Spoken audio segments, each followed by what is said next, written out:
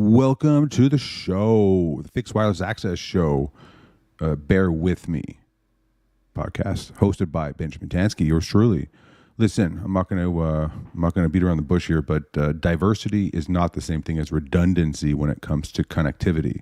If you own a business, if you are tired of having a roller coaster of a connection, meaning sometimes it's good, sometimes it's not so good, sometimes it's really good, sometimes it's not even there. It's like I don't even have internet service.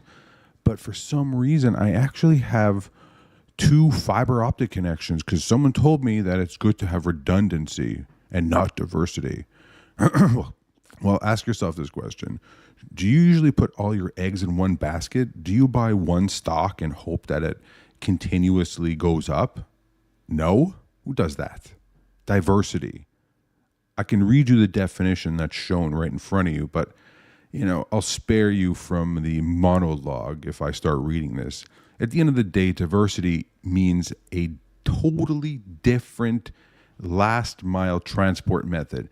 And for all you out there who always say, hey, Ben, what's the last mile?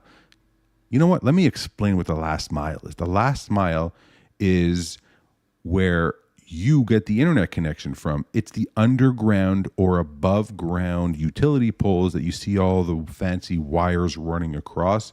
That long distance is the last mile. So we go from a data center, and let's say you live in an area where there's telephone poles. You go from your data center with telephone poles all the way to your house. If you live in a city like New York City, for example, you go from the data center, and instead of going above ground on poles, you go underground in PVC conduit, and you are riding what's called riding. You are against the electric lines, the power lines, the sewer lines. Well, guess what? If you have underground last mile fiber optic and you are running alongside power and sewer lines and all sorts of other stuff underground, do you think it's more susceptible and it's more prone to go down because of the undergroundness of it? Absolutely right. Enter diversity. And what solution gives you diversity for your business with connectivity? It's fixed wireless. Fixed wireless, true fixed wireless, going from a data center to your location purely over fixed wireless, that is diversity, people. Talk to your IT directors. Talk to your friends, talk to your IT guy, gal, person, individual, your CIO, your CTO. Ask them, hey, do we have 4 fiber optics coming in from underground? We have redundancy. Why are we paying for redundancy? Why don't we have diversity? Diversity is where it's at, people. Diversity. Listen, during Superstorm Sandy, there's a fantastic company in New York City called Natural Wireless. They've been doing fixed wireless for 20 years. And during the storm, guess what? Everyone that had quote unquote redundancy from underground fiber, they were down. They were hard down. Why were they down? Well, because flooding enters the sewer systems, enters all of the underground infrastructure and floods the fiber lines. Fiber lines connect to switches underground. Those switches were about 20 feet underwater. They don't work. So let me ask you this question. It's a rhetorical question. Which is better if there's a storm, redundancy or diversity? Obviously, it's diversity. Come on, people. Come on. I'm going to leave it at that. Go for diversity when it comes to connectivity. Talk to your IT people and have them get you a quote for a fixed wireless connection. All right? I can get into the details about hybrid fixed wireless. I would not suggest a hybrid fixed wireless solution in a city, in a metropolitan area. Hybrid fixed wireless in a metropolitan area still relies on the underground fiber.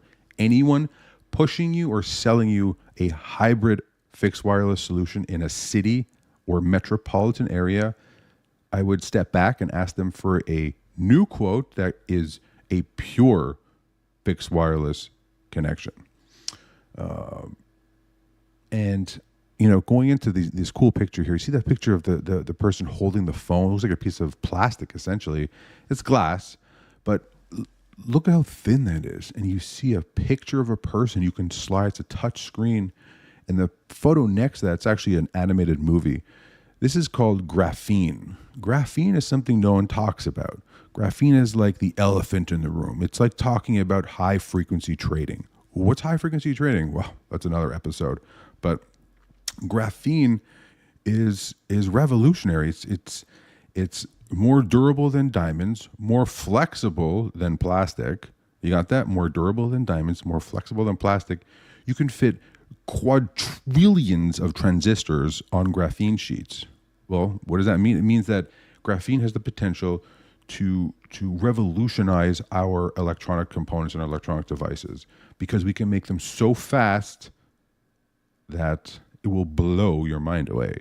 But why are we not transitioning to graphene? Why are we still using silicon? Well, the answer is pretty simple. Our industrial age is set up for silicon and producing silicon for microchips. But I'd say within the next 10 to 15 years, graphene is going to have a revolutionary change on every aspect of human existence. Have you ever wished you can do a holographic video with a family member across the world? At least I have. But right now we can't, because the connectivity is not fast enough, the hardware is not fast enough, and there's many more components that aren't there yet. But with graphene, all of this is possible. The metaverse, with Zuckerman, he created metaverse. Metaverse is cool, but there's not enough connectivity. The processing chips aren't fast enough. But with graphene, it is. Ask yourself if you own graphene stocks. Look at your trends for the past 5 years with graphene stocks. I assure you they've gone up. Every graphene company has gone up in value. Everyone. All right, I will leave it at that. Thank you all for your time. And don't forget the Fixed Wireless Access Show with Benjamin Tansky.